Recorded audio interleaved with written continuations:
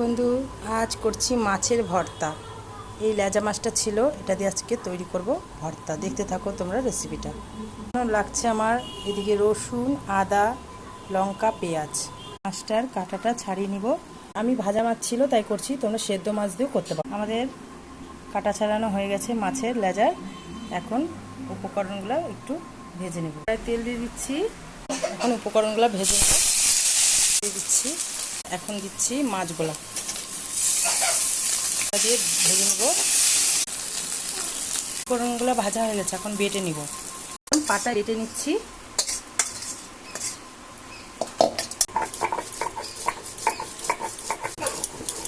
ভর্তা বাটা তৈরি হয়ে গেছে, দিয়ে দেবো। ভর্তা রেডি। গরম গরম ভাতের সঙ্গে তোমরা বাড়িতে করে খাও, ভালো লাগবে।